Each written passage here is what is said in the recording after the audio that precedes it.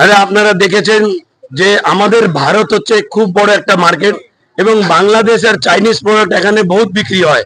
এই ভারত দেশের থেকে বাংলাদেশের চায়না কত কোটি কোটি টাকা কামাই করে এবং ওই টাকা দিয়ে আমাদের সৈন্য জওয়ানের উপরে আক্রমণ করে এবং কূটনীতি ও রাজনৈতিক ভাবে আমাদের ভারতের সাথে লড়াই করে। তাই আমরা আজকে ভেবেছি যে আমরা সবার কাছে অনুরোধ করব, না আমরা চায়নার মাল বাংলাদেশের মাল কিনবো না বেচবো।